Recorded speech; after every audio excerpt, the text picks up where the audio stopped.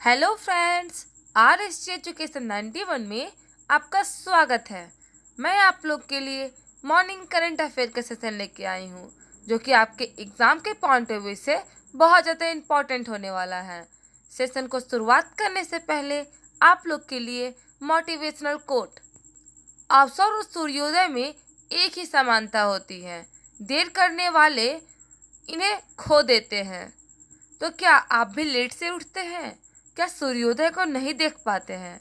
तो देखा करिए, ये आपके भविष्य के लिए बहुत ही अच्छा है और आपके अवसर को प्राप्त करने में ये आपकी बहुत ज़्यादा ही सहायता करने वाली है। तो चलिए शुरुआत करते हैं आज का फर्स्ट क्वेश्चन की ओर। मेरा फर्स्ट क्वेश्चन है, भारत सरकार ने किसे भारतीय वायुसेना के उप प्रमुख नियुक्त किया है? उप प्रमुख option number D marshal Harjeet Singh Arora को किया है। उप प्रमुख है। हम लोग प्रमुख की बात करें तो उनका नाम राकेश सिंह भदौरिया है और ये किसका स्थान लिए है? तो विवेक राम चौधरी का स्थान लिए हैं। मोंटेसी अहुलवाड़िया योजना आयोग आपका 2000 जब 15 में नीति आयोग आया तो ये समाप्त हो गया था और इनके अंतिम उपाध्यक्ष मोंटेसी अहुलवाड़िया ही थे। उषा नटेशन राष्ट्रीय तकनीकी शिक्षा प्राधिकरण और अनुसंधान संस्थान की निदेशक हैं। नेक्स्ट क्वेश्चन, टोरंटो अंतर्राष्ट्रीय महिला फिल्म फेस्टिवल 2021 में सर्वश्रेष्ठ जीवनी फिल्म का पुरस्कार किसे प्रदान किया गया है? ऑप्शन नंबर बी डिकोडिंग शंकर को किया गया है। डिकोडिंग शंकर ये किसके द्वारा निर्देशित फिल्म है? तो दीप्ति पिल्ली सिवान के द्वारा ये निर्देशित फिल्म है, जो कि कोची की रहने वाली है। रिकॉर्डिंग शंकर महादेवन की उस पे एक आधारित वृत्त चित्र है, मतलब कि एक छोटा सा फिल्म बनाया गया है। नेक्स्ट क्वेश्चन, दिवंगत कवि पुरस्कार विजेता कुवेम्पू की स्मृति में स्थापित पुरस्कार कुवेम्पू राष्ट्रीय पुरस्कार 2021 किसे प्रदान किया गया है? Option number C doctor Rajendra Kishore Panda को किया गया है। ये कौन है? डॉक्टर राजेंद्र किशोर पांडा जी है, जो कि एक उड़ीसा के कवि है। सामिया सुलहू हसन तंजानिया की पहली महिला राष्ट्रपति नियुक्त हुई है। नुक्लू फॉर्म आपका विटली अवार्ड 2021 प्राप्त हुआ है। ये पुरस्कार को ग्रीन ऑस्कर भी कहा जाता है और ये पुरस्कार उन्हें आमुल फाल्कन के संरक्षण के लिए प्राप्त हुआ है। कृति करंत वाइल्ड इनोवेटर अवार्ड मिला है। नेक्स्ट क्वेश्चन, विश्व स्वास्थ्य संगठन ने किस देश को मलेरिया मुक्त घोषित कर दिया है? ऑप्शन नंबर बी इसका करेक्ट आंसर है चीन। चीन जो है मलेरिया मुक्त घोषित हो चुका है। मलेरिया मुक्त देश बनाने के लिए चीन की 1-3-7 रणनीति, एक में क्या है? तो दिन में मलेरिया के मामले का पता लगाना कि आखिर ये क्यों बढ़ रहा है। थर्ड है कि तीसरे दिन में जांच करके इसके खतरे बताना और 7वें दिन के अंदर इसे फैलने से रोकने के लिए कदम उठाना, और ये 7 दिनों को भीतर मलेरिया को खत्म कर देता है। ये आपकी किसकी नीति है? मलेरिया की नीति है, चीन की नीति है। नेक्स्ट क्वेश्चन, WHO का स्थापना 7 अप्रैल 1948 में हुआ था और इसका हेडक्वार्टर जेनेवा स्विट्जरलैंड में स्थित है।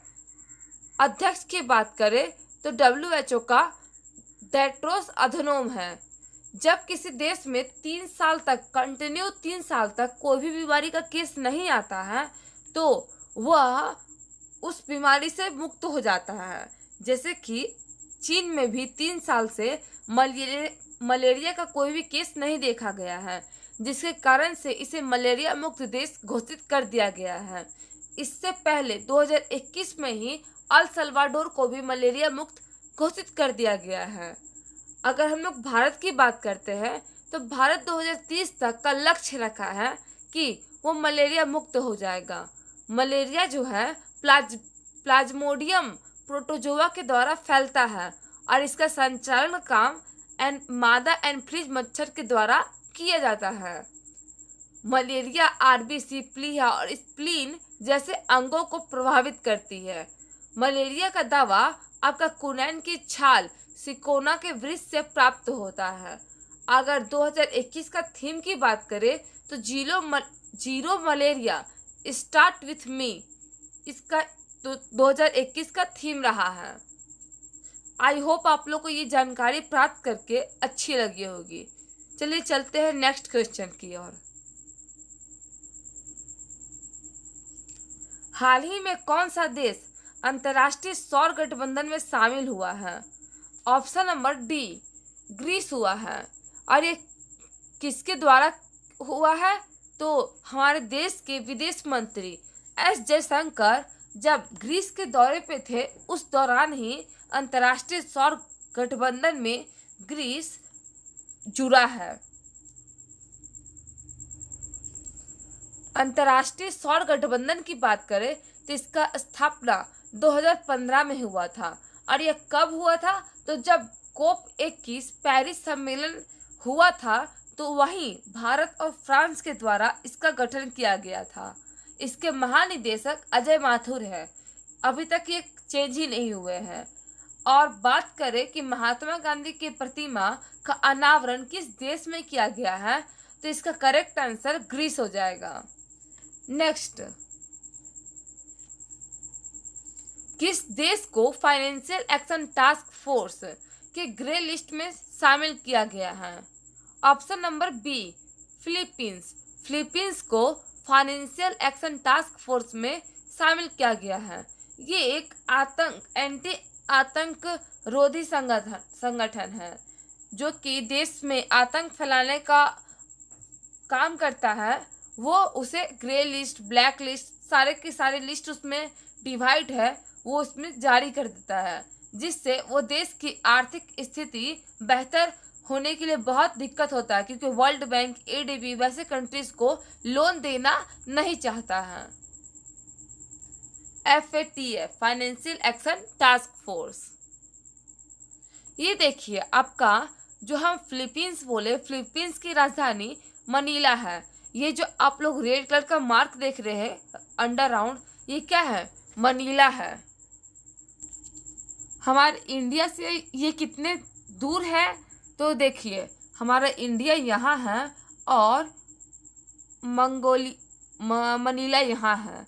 ये इतना दूर है। चाइना इधर है। तो आप लोग को डायरेक्शन भी मालूम हो सकता है कि आपका फिलीपींस किस इंडिया के किस डायरेक्शन में है। तो किस डायरेक्शन में है? ईस्ट के डायरेक्शन में है। नेक्स्ट क्वेश्चन, ISSF द्वारा क्रोएशिया में आयोजित शूटिंग वर्ल्ड कप 2021 में भारत का पहला स्वर्ण किसने दिलाया? जो कि एक निशानेबाज है। तो राही सरनोबत एक शूटिंग खिलाड़ी है जिनको क्रोएशिया में शूटिंग वर्ल्ड कप में स्वर्ण पदक हासिल हुआ है। अभिनव बित्रा की बात करें तो 2008 में बीजिंग ओलंपिक में उन्होंने भारत के लिए पहला गोल्ड मेडल हासिल किया था। नेक्स्ट क्वेश्चन, साजन प्रकाश के बाद भारतीय तैराक श्रीहरि नटराज ने टोक्यो ओलंपिक क्वालिफाइड कर लिया है। इससे पहले तैराकी के क्षेत्र में साजन प्रकाश पहले व्यक्ति थे जो कि ओलंपिक में क्वालिफाइड किए थे। और इनके अलावा भी श्रीहरि नटराज भी टोक्यो ओलंपिक में क्वालिफाइड कर लिए हैं, जो कि किस खेल से संबंधित है? तो तैराकी से संबंधित है। नेक्स्ट क्वेश्चन, भारतीय मूल के अमेरिकी ग्रैंड मास्टर कौन है जिन्होंने सबसे कम उम्र में शतरंज में ग्रैंड शतरंज मास्टर बनने का रिकॉर्ड हासिल किया है? Option number B, Abhimanyu Mishra है। ये देखिए कितना छोटा बच्चा है, मात्र 12 साल और कुछ दिनों का ही है, जिन्होंने शतरंज ग्रैंड मास्टर का रिकॉर्ड हासिल किया है। नेहा सरीन, ये आपके केरल से बिलोंग करते हैं और इन्होंने भी शतरंज में ही टूर्नामेंट जीता है, जो कि सर्बिया में आयोजित किया जा रहा था। नेक्स्ट क्वेश्चन, ITU द्वारा जारी वैश्विक साइबर सुरक्षा सूचकांक 2021 में भारत का स्थान क्या है? डायरेक्ट बोलूं तो वैश्विक साइबर सूचकांक 2021 में भारत का स्थान क्या है? तो भारत का स्थान 10वां है। अगर पहला स्थान की बात करें तो अमेरिका आता है, जिनको 100 अंक में से 100 अंक प्राप्त हुआ है, और अंतिम की बात करें तो 182, जो कि यमन है। प्रतिवर्ष राष्ट्रीय चिकित्सक दिवस कब मनाया जाता है? ऑप्शन नंबर डी, 1 जुलाई को मनाया जाता है।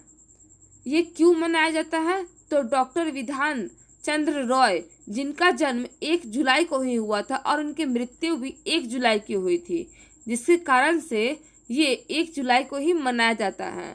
बात करते हैं कि डॉक्टर विधान चंद्र रॉय कौन थे, तो ये पश्चिम बंगाल के दूसरे प्रधानमंत्री थे और ये एक बहुत अच्छे डॉक्टर भी थे। हमारे देश में बहुत सारे अस्पताल के संस्थाएं खोलने में इनका योगदान रहा है। आयुर्वेदिक संस्थान, बहुत सारे संस्थान खोलने में इनका बहुत बड़ा योगदान रहा है। अगर हम लोग बात करते हैं तो इन्हें भारत रत्न 1961 में प्राप्त हो चुका है। इस बार डॉक्टर्स डे की थीम रही है कि एक निष्पक्ष और स्वस्थ विश्व का निर्माण करना, और डॉक्टर विधान चंद्र रॉय पुरस्कार भी दिया जाता है, जो कि केवल डॉक्टरों को प्रदान किया जाता है। इम्पोर्टेंट ईयर्स, 2010 को जैव विविधता वर्ष घोषित किया गया है। पूरे 2010 के बारे में बता रही हूँ। 2016 को दलहन वर्ष और 2020 को नर्स एंड मिडलाइफ वर्ष मनाया गया था, और 2023 बाजरे का वर्ष घोषित किया गया है। यह आपका कभी भी एग्जाम में पूछ सकता है, क्योंकि ये एक डेज नहीं है, ये पूरा ईयर के बारे में आपको बता रहा है, इसलिए ये बहुत ज़्यादा इम्पोर्टेंट हो जाता है। नेक्स्ट क्वेश्चन, एशिया का सबसे लंबा और विश्व का 5वां सबसे बड़ा हाई स्पीड ट्रैक का उद्घाटन कहाँ किया गया है?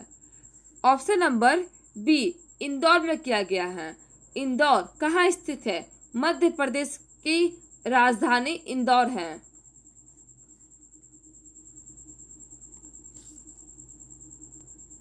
मध्य प्रदेश की राजधानी भोपाल है और वहीं इंदौर भी स्थित है।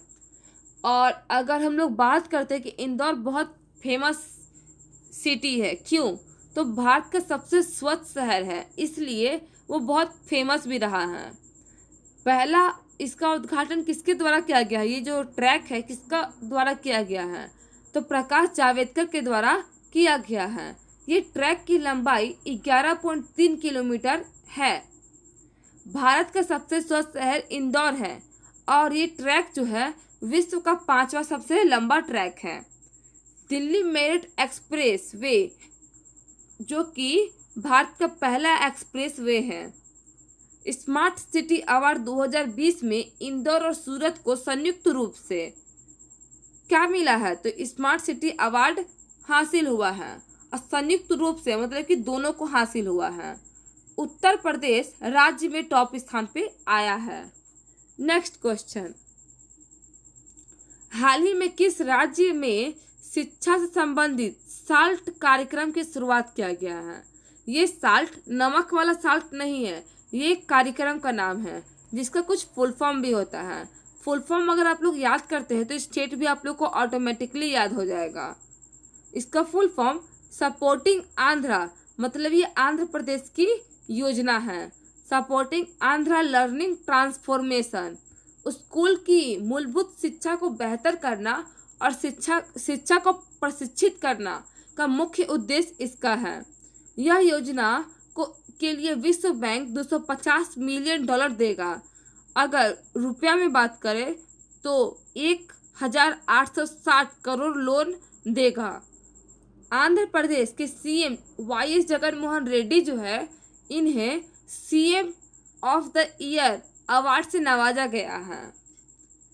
प्रधानमंत्री किसान राष्ट्रीय पुरस्कार में अनंतपुर जो कि आंध्र प्रदेश का एक जिला है को मिला है। कलिंग रत्न पुरस्कार आंध्र प्रदेश के राज्यपाल विश्वभूषण हरिचंदन को प्राप्त हुआ है।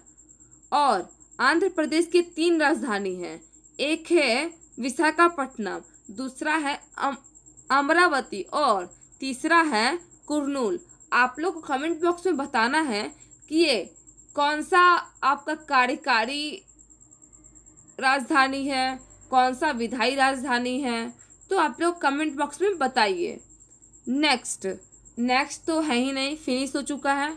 आई होप आप लोग को ये सेशन पसंद आया होगी। पसंद आई है तो इसे लाइक, सब्सक्राइब और शेयर जरूर करिएगा।